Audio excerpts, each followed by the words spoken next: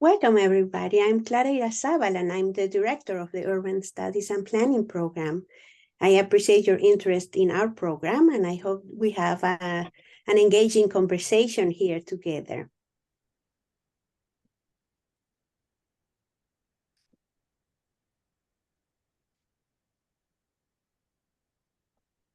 Let me share my screen. I know that you did a little bit of sharing in the main session, but if you don't mind sharing a little bit more and more specifically with us, your name and origin, where are you from? What is your home city or state or country? Your academic background and institution,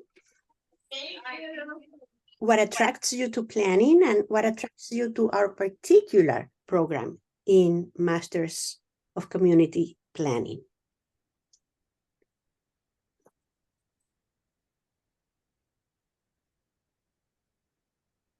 Hi, my name is Paul Henry. Can you hear me? Is Yes. This, introduce ourselves? Hi. So, yeah, my name is Paul Henry. I was born and raised in Rochester, New York, in Monroe County.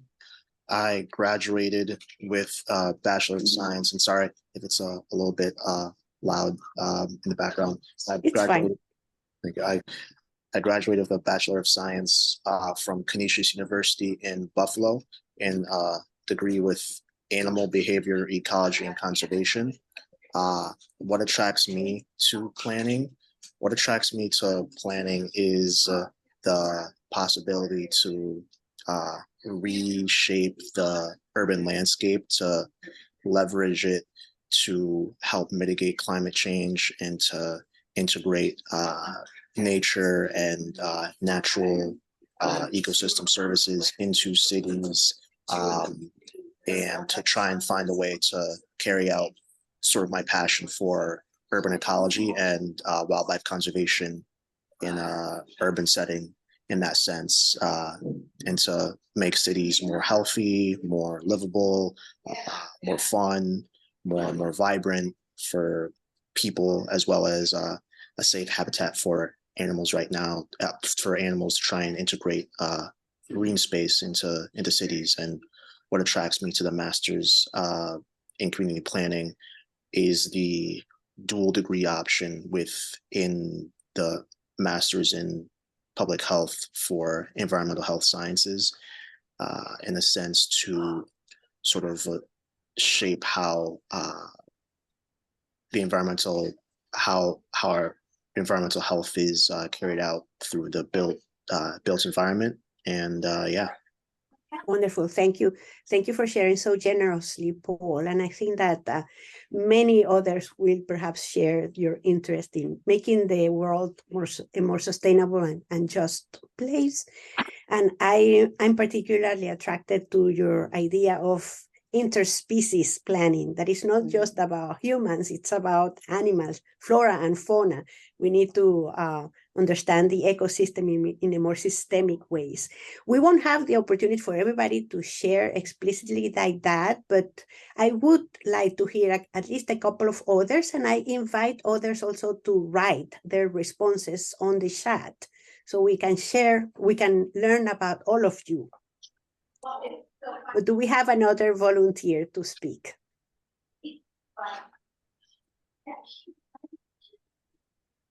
I can share. Please. Hi, I'm Nora. I'm from Brooklyn, New York originally, but live in DC. I have a bachelor's in philosophy and Spanish from Carleton College in Minnesota. I'm interested in planning from the transportation angle, having lived in places with great public transit and less great public transit and bike lanes. So really just excited to kind of work to have better public transit and just be able to connect communities more, and excited about that kind of in the DC area specifically, and especially kind of with opportunities like the Purple Line and transit between cities, and Amtrak and all of those different systems. I'm excited about Maryland for a bunch of reasons. Obviously that, the location, like we were talking about in the main session, of kind of having different cities and different smaller communities around.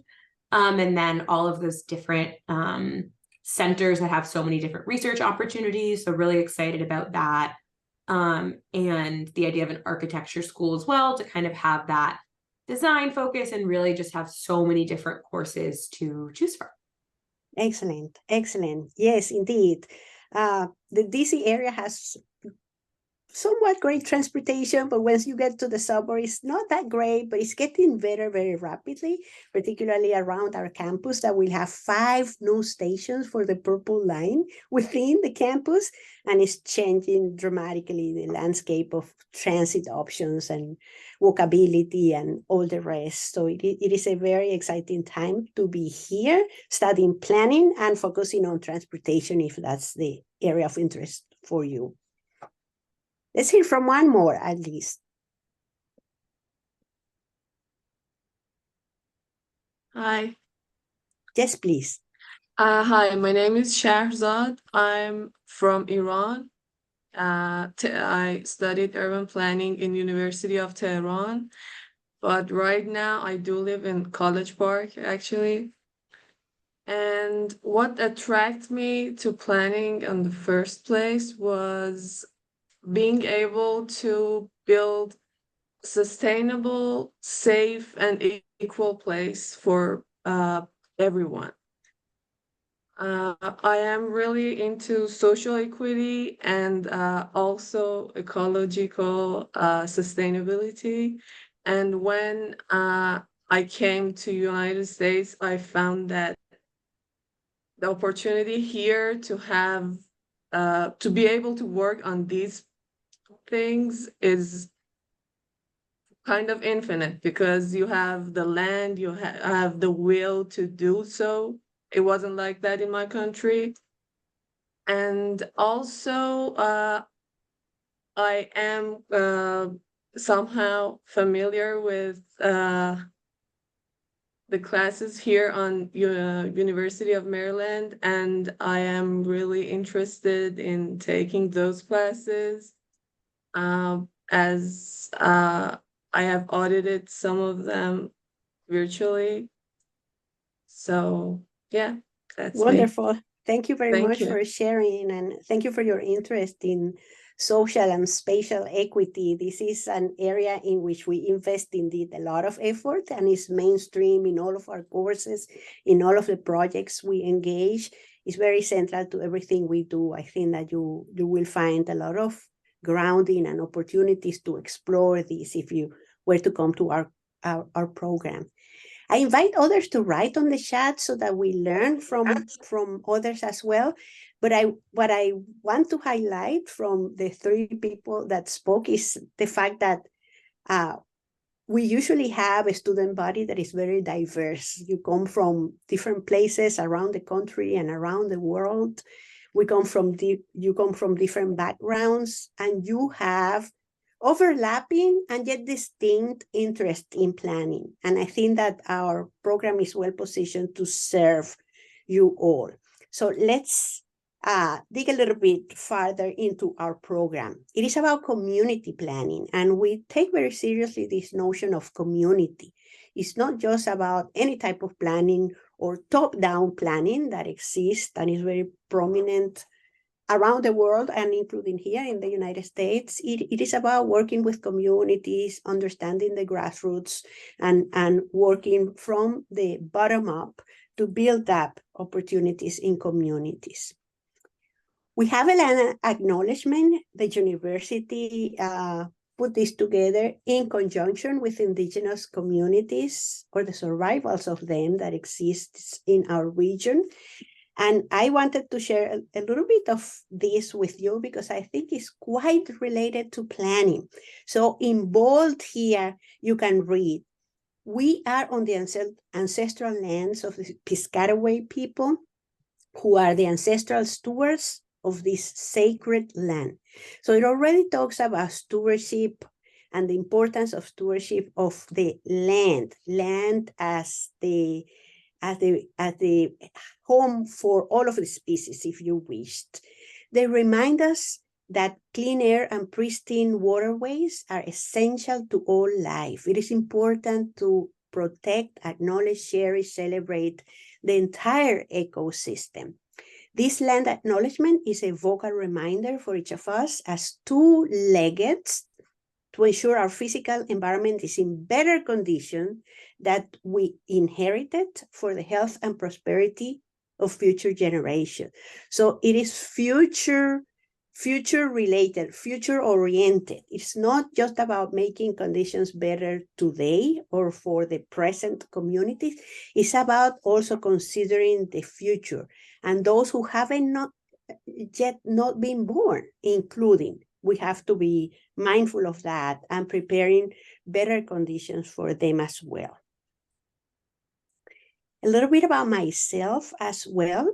I'm originally from Venezuela. I came to this country to study and did my master's degree and my PhD at the University of California at Berkeley, and then stayed being professor at multiple universities in the States. I've been a professor at the University of Southern California, Columbia University in New York, the University of Missouri in Kansas City, and now here in Maryland. So I've seen planning conditions and challenges and opportunities across the nation and across the world, because about half of my work relates to Latin America, where I'm from.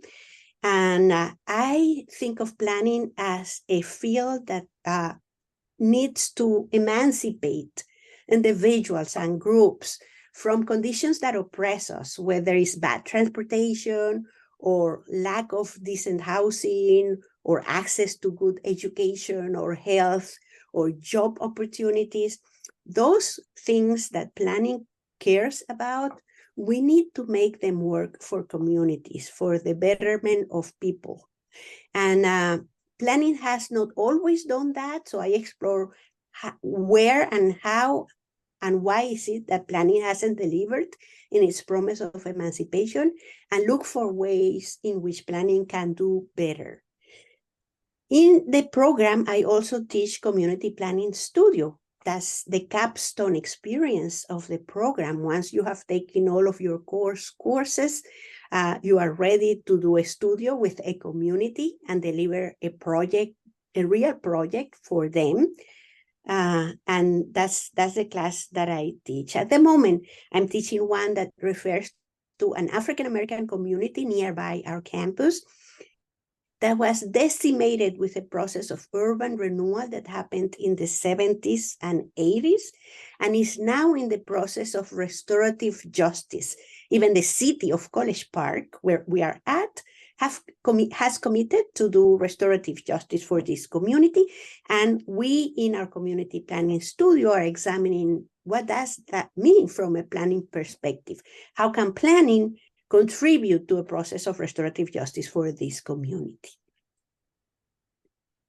Our program, the Masters of Community Planning, is a professional degree accredited by the Association of Collegiate Schools of Planning and the American Planning Association. It means that every so often we receive a board of evaluators that come to check out how we're doing, what we're doing, what type of projects are the students invested in, what type of knowledge and skills they acquire in the program, and they approve it. And the last time that they visited us, they approved us or accredited us for the longest period that it is possible to get accreditation for.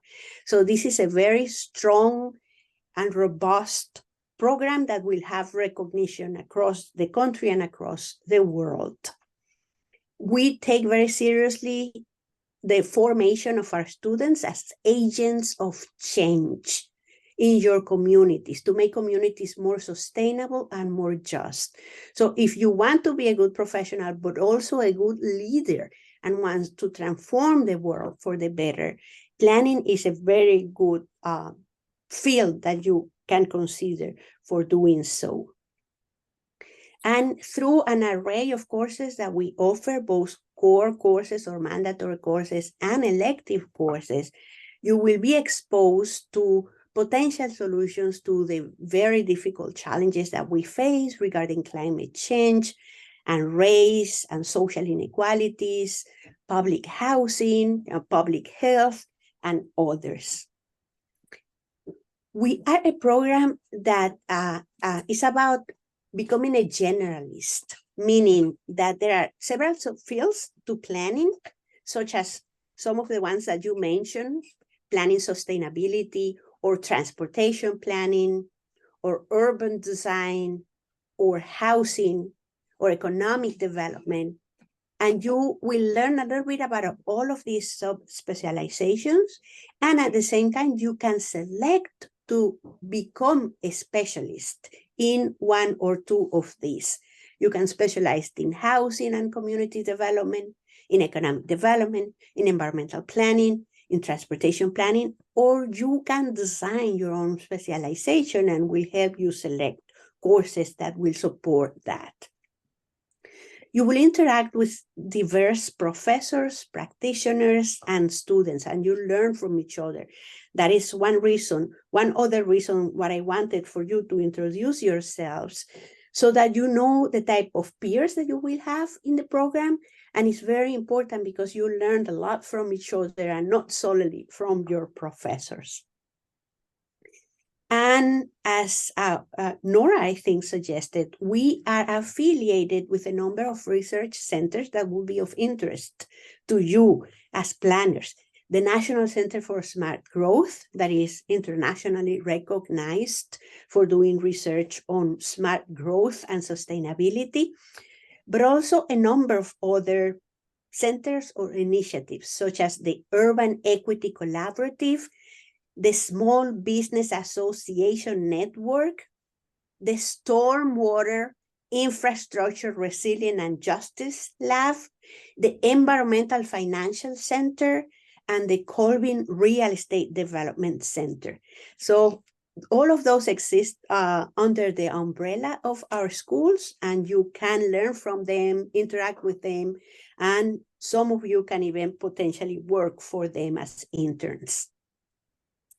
We share with and learn from local, regional, national, and international communities and planning agencies. I told you I'm working with a very local community, but at the same time in our program, we have two offerings that are international at the moment. One course that goes to Havana, Cuba in January, and another course that goes to several cities in Japan in the summer of next year. We benefit from being located where we are in the Washington-Baltimore metro area, not only affiliated with Washington, but also Baltimore, Annapolis, and several other smaller cities and counties that we place our students with. We place them for internships, but also for jobs. The students learn in multiple ways, through regular classes, through doing research, through doing community projects, and through internships. I told you about the community planning studio as the capstone experience in our program, but the other one is also the internships. You complete 300 hours of internships in a planning-related agency that will train you for your job. And usually those internships end up offering jobs, the first jobs to our students when they graduate. We have more than 500 students that have graduated from our program that had existed since 1973. So very well established, continuous, robust program. And all of those alumni are usually very interested in engaging with new students and helping them out through mentorship and internship and job opportunities. Our Student Planning Association, the student group, does very well at bridging with these alumni. And I wonder if we actually have Sam already in place here. Okay, I'm gonna be inviting Sam, the current president of SPA, to tell you about what they do in a minute after I introduce this basic information. The program is 48 credits in courses. Each regular course is about 3 credits, except for studio, there is 6 credits because it's double the time and the work. You have mandatory or core courses, and you have specialization or elective courses. And the capstone experiences, again, is the studio and the internship. Usually the students complete the program in 2 years, except if they are dual degrees, in which they complete 2 master degrees in regularly 3 years. But you have up to 5 years to complete your degree, and some students select to be part-time students, not full-time students. So you have options. There's versatility to accommodate all of these opportunities. And we are here together today. Who knows what the route in your lives have been that have brought you here. And this is the time for you to decide what to do next with your life. And I hope that you consider us very seriously. We are here to support your next steps. If you decide to go for planning, I hope you select us to be your program.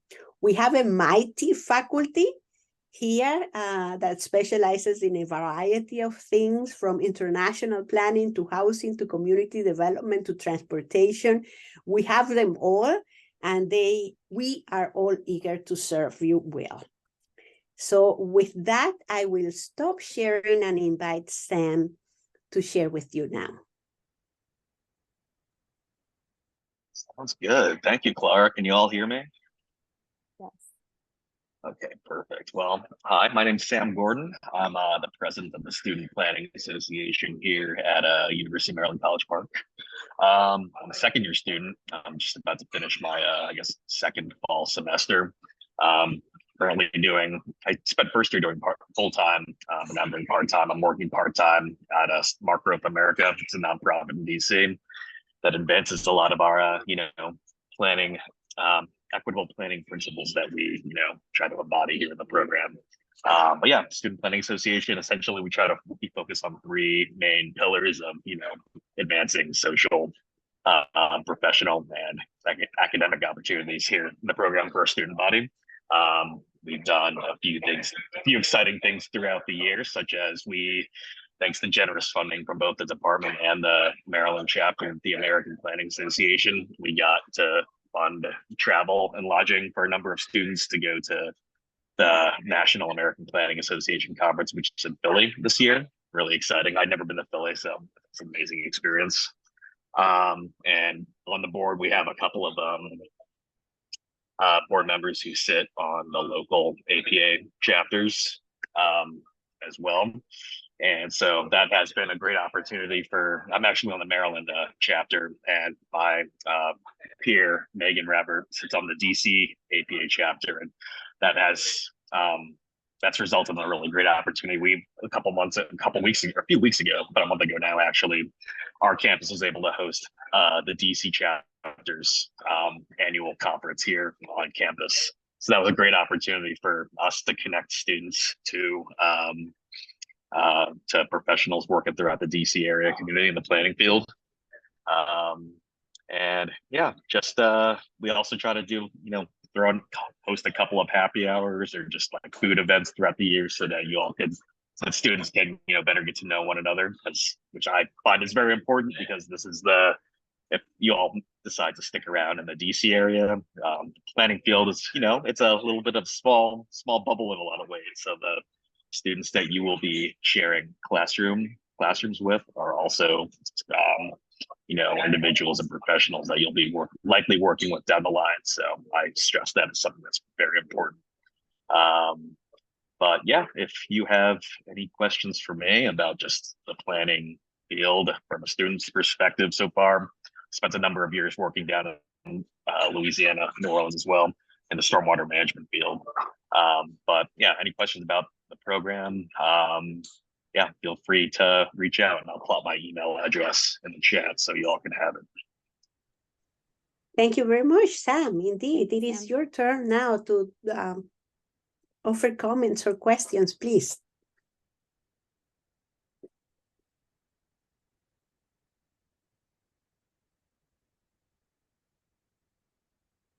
Yes, Ali?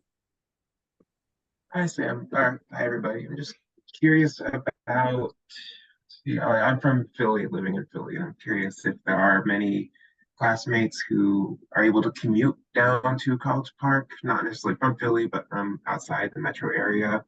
Or if not, what is the living situation like for grad students? Like, do you live around College Park? Do you like live in DC proper? The cost of living, I'm curious about, but yeah, like how does it match up with the cost of grad school, like and like, any sort of financial aid you might get? Just like, Yeah, great question. I actually live in I live off campus in Silver Spring, Maryland, which is about maybe 25 minutes away. I grew up here, so it's a little bit easier for me. I have a number of classmates who commute either from Baltimore, a couple commute from Frederick, some from Columbia, Maryland. So people do, if you don't live in College Park, there the number of students, yeah, DC as well. A number of students live in DC, so people do commute in. And a number of students I know live on campus housing as well. There's a couple of there's a number of housing opportunities that are just for graduate students. I know I'm not exactly sure what the cost of those is like. If you wanted to find out more, I could probably connect you with one of my classmates who would, but that is an option as well. Melissa, would you want to share how we offer information about housing once students are admitted into the program? Yeah, once students are admitted into the program, we do ask that if you are interested in possibly, having a roommate or looking for information with regards to on-campus housing, that you email me, and I keep a list. And once I start receiving your request for that information, I am happy to send that out. I also do send an email with all these helpful links, and oftentimes that information is also in that email. We do have from time to time, especially international students that like to pair up with, other international students, and we link them together, and they oftentimes do end up roommating, together, finding proper accommodation near campus or on campus. So we have recommendations, and indeed, housing affordability is an issue all around the country, and it's certainly an issue around here as well. So roommating usually makes a lot of sense. And living close to campus, if you can afford it, makes a lot of sense, because it would allow for you to spend less time in commuting, spend more time in your studies and the extracurricular activities. As Sam was saying, they prepare a number of extracurricular activities. The school also and the program offers extracurricular activities. And if you're solely commuting for classes and investing a lot of time in that commuting, there's only little chance for you to participate in everything else that makes the full experience of being a student at the University of Maryland full and rich. Paul.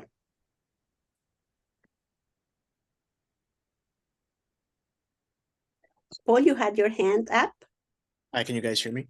Yes. Yes. Yes. Sam, I believe it was Sam that mentioned that he is doing an internship.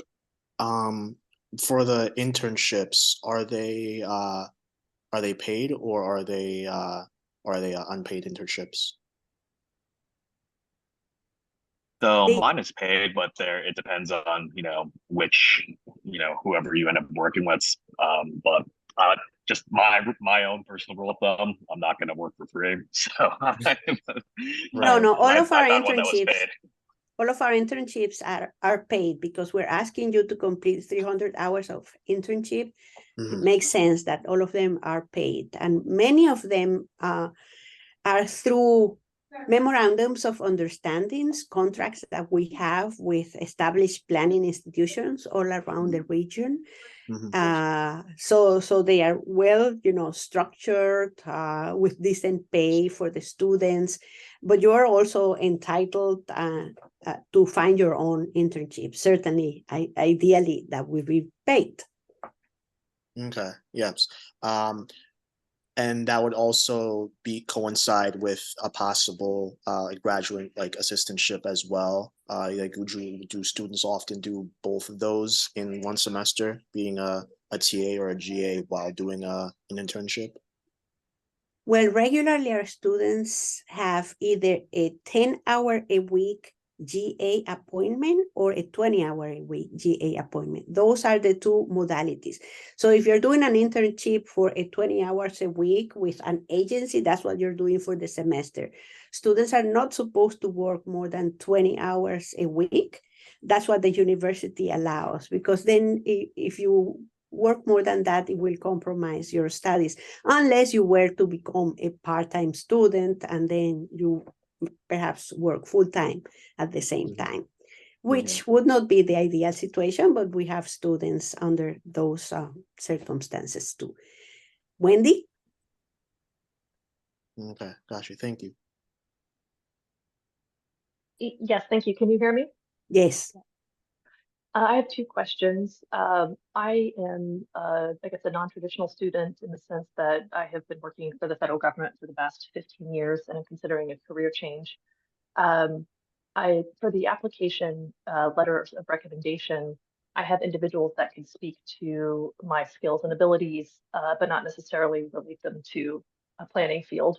I'm curious what you're looking for in a letter of recommendation for somebody who is in the situation that I am. That's my first question. I have a second one, but maybe I'll wait to ask that. Thank you. Thank you very much. First of all, there's no unconventional student. All students are welcome, and your circumstance is not new for us. We have students that have already had careers. We have even students that we call golden students because they are over 60 years old. And in the state of Maryland, they can study for free if they are retired when they apply, over 60 years old. So we have the whole array of people, some that also come right after their bachelor's degree. And that's part of the diversity that we have in our student body that is quite enriching for everybody. So welcome in your circumstances. And then the letters of recommendations, because planning is a multidisciplinary field and we borrow from and contribute to several disciplines, engineering, architecture, but also psychology and social work and whatever else, whatever your background is something we can learn from and integrate into planning. Those letters of recommendation that come with the application evidently refer to whatever background the students have. And that is fine, as long as the letters say this is a serious person, is really interested in planning. We have had the conversation, she or he is interested also in perhaps, having a career in planning, and has demonstrated that he's a hardworking person, is trustable, it's committed, it's responsible. Those sort of things is what we would want to hear, and the type of people that we would want to accept in our program. That's great. Thank you for sharing that. May I ask the second question? Yes, please. With respect to internships, I'm considering if I do this program, if I apply, if I'm accepted, whether I would go full-time or part-time.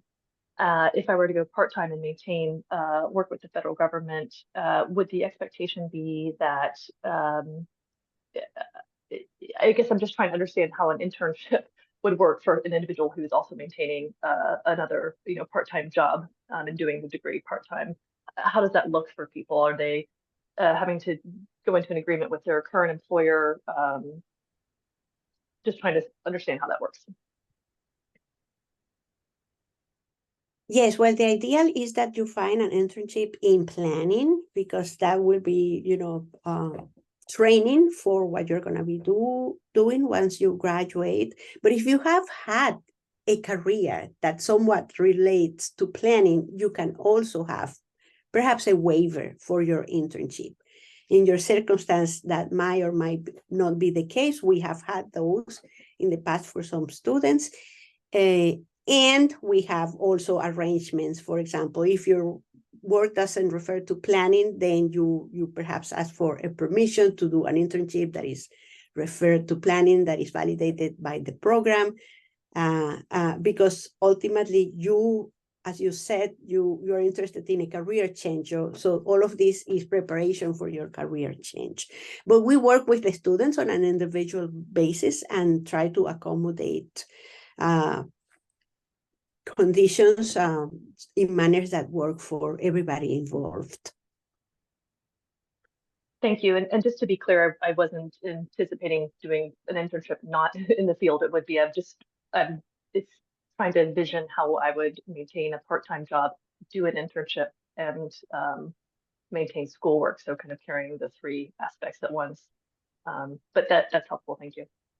Another thing that some of our students do is to complete their internship requirement during summer when they are not taking classes. Great.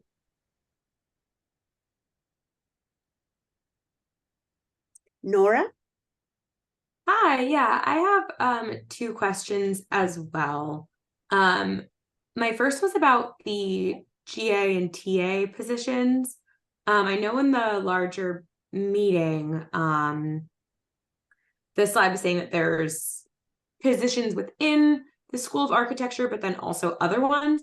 And I know in like starting the application, there was a box to kind of check if you'd be interested in positions. Are those only for the School of Architecture, and then you would need to apply elsewhere for different TA, GA positions, or does checking that box kind of indicate that you'd be interested in them in multiple departments?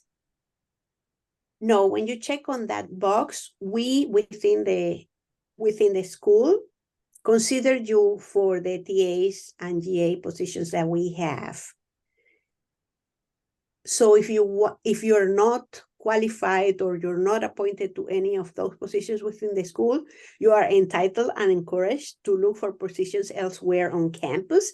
And that's what the link that was provided was for. There is a link that you will receive also as an admitted student, and that will allow for you to explore what else is out there that might be of interest to you. And whether you work for our school or any other school on campus, you will receive a similar package of stipend and tuition remission and the opportunity to be considered as an in-state student as opposed to out-state or international student that will be, that have to pay for higher tuition.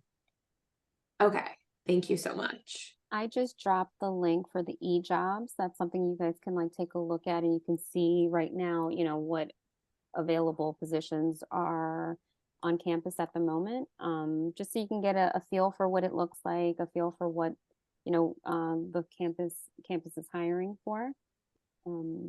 Very well, Nora, and you said you had a second question? Yes. I was just wondering if you could speak as well to just within the application itself, the supplemental questions a bit more. I saw that there were 3 of those. So just wanted to hear a little bit more about kind of those 3 questions compared to obviously I know the second part of the personal statement was about kind of your contribution and diversity statement as well. So would just love to hear a little bit more about those supplemental parts. Yes, well, we invite you to consider responding to all of the questions that you feel that you have something to say about.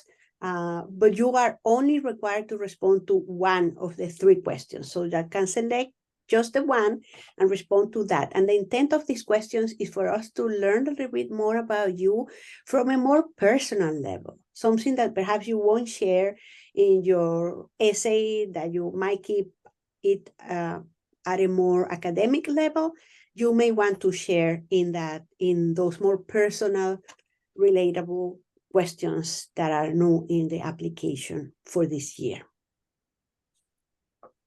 Clara?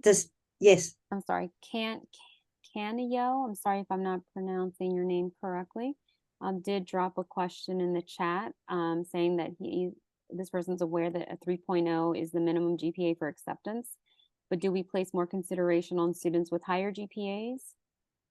No, we look at the package in a comprehensive way. GPA is one element of the package, but more important than the GPA are your essays, respond to one or more of these more personal questions, and your letters of recommendations, and your resume. So there are many pieces that we look at, and we want to shape an overall systemic view of this individual, and that evidently all of you are more than your GPA, so we're certain that we consider that. Thank you. I think Paul was next. Paul, you had a different question?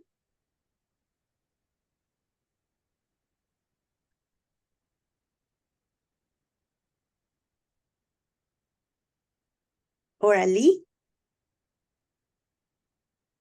Ali? I don't know. How do you pronounce your name? Wait, sorry. Your question.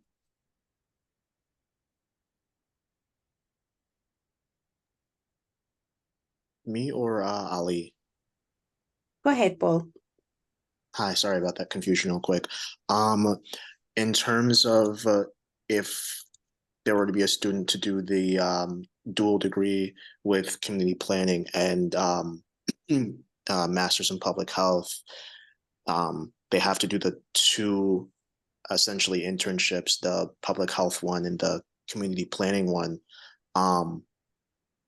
Those would be done in sort of like separate summers, correct? Or how do students usually go about getting those two requirements done for the dual degree program? Usually in dual degrees, we negotiate, and the student and the professors, the advisors decide on one or the other. The same goes for thesis or capstone experience. Studios, for example, some programs require studios, and dual degree students complete one or the other studio in the different disciplines. So I think that that's the way that this will get resolved. Okay. Thank you. Ali? Hi, yeah. I'm curious to know, like I've been working as a Vista with my city's housing department, and I have done research in my undergrad. I did geography and urban studies as my undergrad. Did research in housing and housing affordability. And I guess I'm curious about any research opportunities in housing at UMD. I'm not sure if I missed that on the main presentation. Are there any specific faculty that have that as an area of focus that maybe I could like reach out to if possible, or like other students who are also very interested in this? Also, the chances in like I have like a very broad interest in the built environment as well. Like I like doing design work, and most of my skill set is in spatial analysis and GIS. So interested in ways for me to like find an intersection between these methods and interests, such as doing Well, with sorry. Yes, we have one of our core courses that is a requirement for introductory GIS. If you have that background, you can actually present the evidence that you have the background and be waived from that course. And we also have an elective course that is intermediate GIS, that perhaps is one that you would want to take in order to continue that line of work. And as I said, we are affiliated with these centers, including the National Center for Smart Growth on campus in our school. They have positions that they offer to our students. So when you submit your application, make certain that you name these centers or these individuals, these professors that you might be interested in working with, and explain in your essay and in your resume how you might be perhaps skilled in this area so that they consider you for their positions, their openings. All of the admitted students are considered for all of our GA positions, and they are matched based on fit, depending on your interest and your skills and the needs of these individual professors or centers. The matching happens. New Manuel? Oh, hi. I just want to understand in terms of requirements. I know that physics and calculus are requirements for the architecture degree. Is it also a requirement for the interdisciplinary community planning in architecture degree?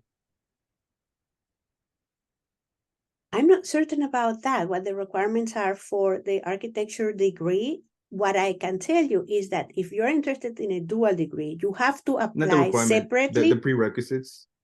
You have to apply separately for each of the Mhm. disciplines that you want your dual degree on, and their own committees will either accept or not this your application. So you might be accepted in our community planning program and not be accepted in architecture because maybe you don't comply with all of their prerequisites, or your essay doesn't speak sufficiently about architecture. But that will be their business. You will have to try to comply with what they require in their application and what we require in our application. Thank you.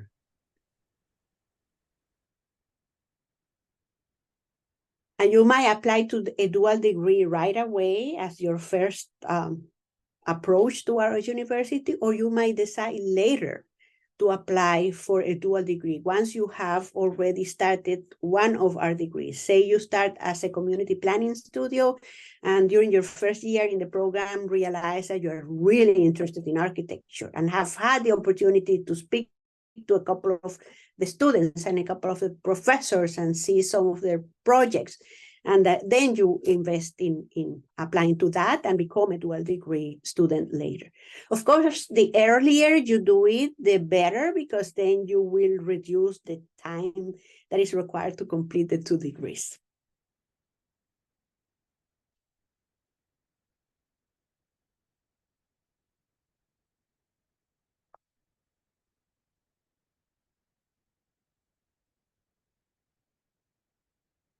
Any more comments or questions? Or things that you may want to share, Melissa or Sam?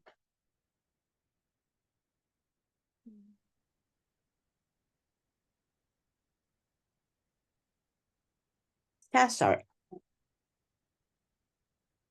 Hi, thank you.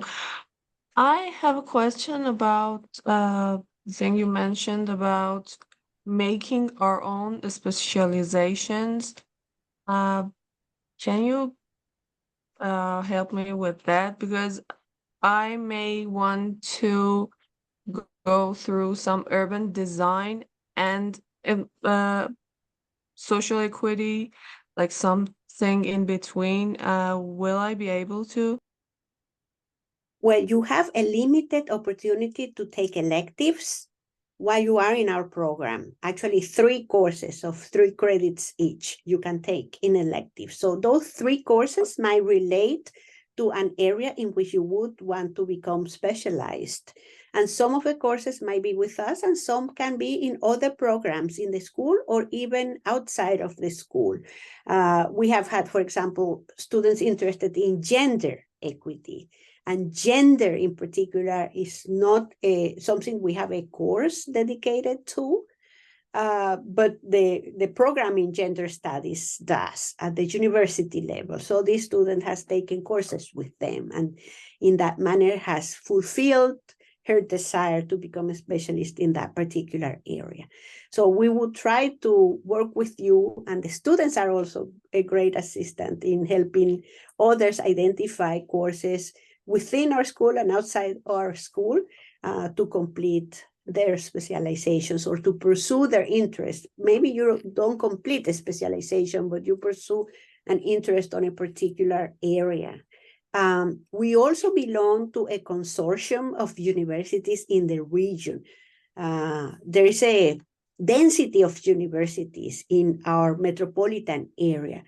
And a student of ours can take a course in another of those universities that belong to the consortium, and the credits can be approved to be validated for our program. So there are many options for the students that way. Thank Paul? you.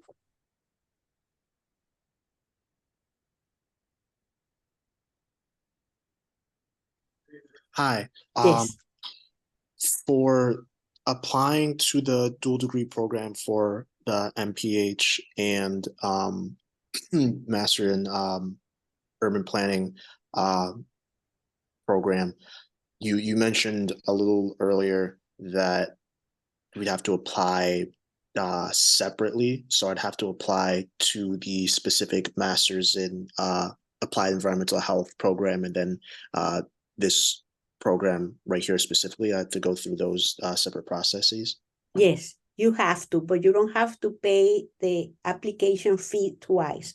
One will be validated for the two programs.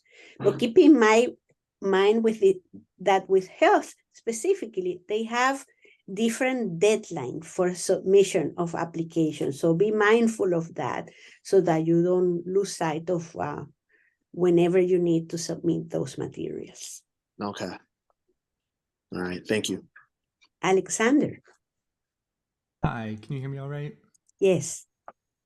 So in the introductory presentation, they mentioned using the cities of Washington, D.C., Baltimore, and Annapolis as the classroom. So I was wondering if you could just talk a little bit more about that. Like, do we do kind of like field study type stuff in these cities? Thank you. Yeah, the majority of our courses are project-based. Whether they are courses in theory or history of planning, you will be usually developing a project, and either the professor may have a variety of projects for you to choose from, or the students would offer and select their own projects. And in that manner, you can come up with your own intent of working in, say, Baltimore or Annapolis or wherever other area for developing such projects. And in addition to that, we have the ones that are very project-based courses, such as Studio. And in Studio, the topics vary. For example, I told you that we're working with Lakeland in this particular semester, but next semester in spring, they are going to be working with the Purple Line corridor that traverses several cities in the metro area, right? So those courses vary and expose students to multiple localities or places of different scales. Sometimes they are focused on a particular municipality, but they can be focused on an entire county or even the state.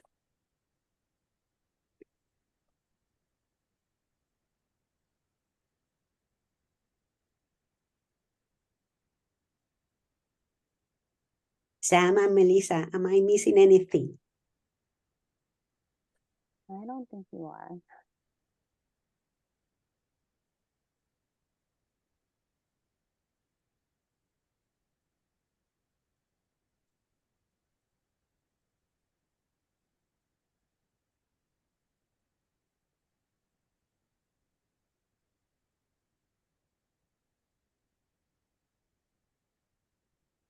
Well, again, we are incredibly thankful that you have selected to come to us in this virtual open house. And hopefully you seriously consider us and apply, and we will be very happy to receive you as students here. This is a very happening and exciting and intellectually stimulating place. And our students do very well when they look up for jobs. The placement is almost 100%, and they have very successful and fulfilling careers. Many of our alumni come back to tell us about it. So I hope that you are some of those. Thank you very much again, and we remain open to any other questions that you may have. Looking forward to meeting you in person soon.